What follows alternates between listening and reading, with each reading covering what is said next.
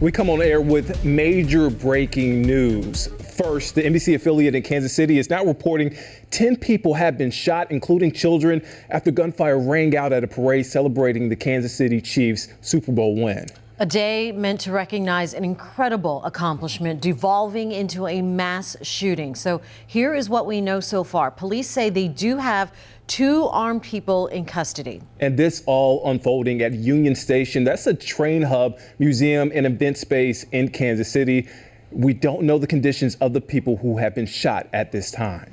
Police, you can see there, clearing the area around Union Station right now. This happened just after the rally where players spoke wrapped up. Again, we are told 10 people have been shot near the Kansas City Chiefs Super Bowl parade. This is a rapidly developing situation that we are following closely.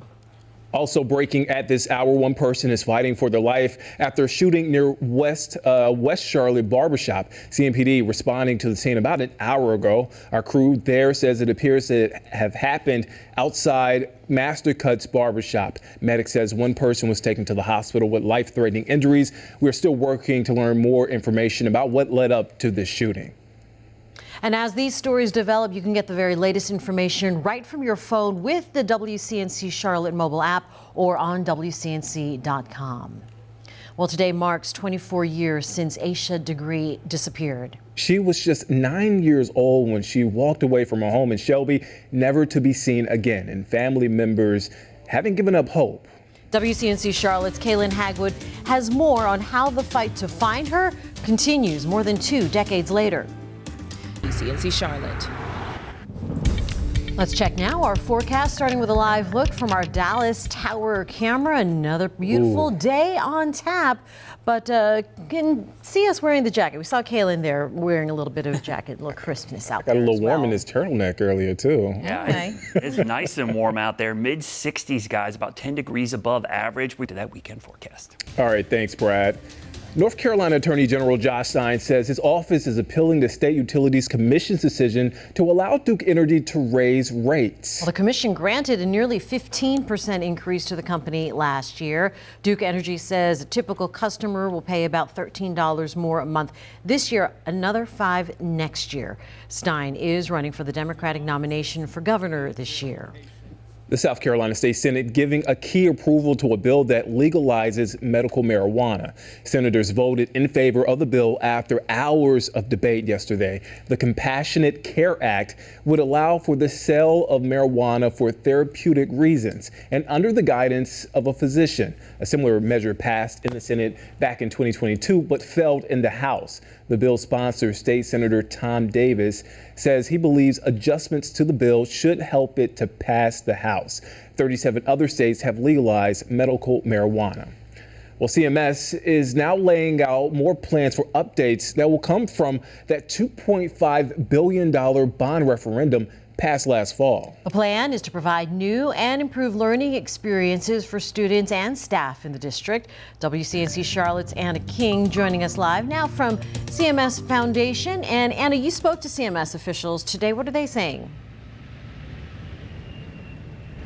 Generally speaking, they will take about 5 to 7 years until everything is done. Now, coming up at 5, I will break down where the funding for this project is coming from. But for now, here live in Charlotte, Anna King, WCNC Charlotte. All right, thanks, Anna. Well, the Charlotte Knights helping to make sure local baseball and softball players can play on updated fields. The team hosting another year of its annual Field for Our Future event. This year, the Park Sharon Athletic Association had one of its fields renovated. Members of the Knights front office lent a hand today, including laying down some new dirt and rebuilding the pitcher's mound. Officials with Park Sharon say this gives their program a big boost. Like a shot in the arm for excitement because we can only do so much, and to have the expertise by the Knights come out here and help us, it kind of helps take this field to the next level and makes kids want to come out here and play.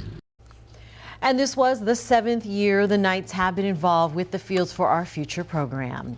The Hornets are looking to extend their winning streak tonight at home against the Hawks. Hornets, I'm rooting for them. Well, this comes after a second straight win Monday night against the Indiana Pacers. Newcomer Seth Curry putting up some numbers for his hometown team. The guard was sent here to Charlotte along with Grant Williams in a trade with Dallas in exchange for PJ Washington. Now Curry putting up 18 points off the bench Monday night and amping up fans with some big plays.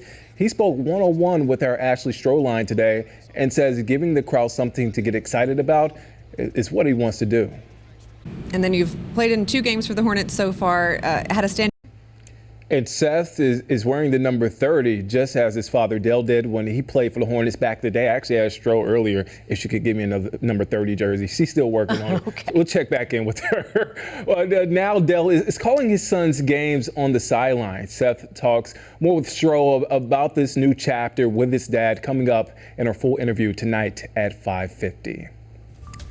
Still ahead, we continue to follow breaking news out of Kansas City. That's where at least 10 people have been shot in a parade celebrating the Chiefs' Super Bowl victory. We'll share the latest next. Plus, does a ring around the sun or moon really mean rain or snow is coming soon? We're taking a closer look at weather folklore in today's Weather IQ. And plenty of warm temperatures today, even warmer than yesterday. Look at this. We're now 4 to as much as 10 degrees warmer than it was 24 hours ago. We're not stopping there. Mild air for the end of the week. I'll tell you when it could come to an end, though, in that weekend forecast. And this Valentine's Day, love was in the air between a Rock Hill principal and a cow named Jelly Bean. Look at those teeth. Why, it was the lucky school administrator that got to kiss the cow.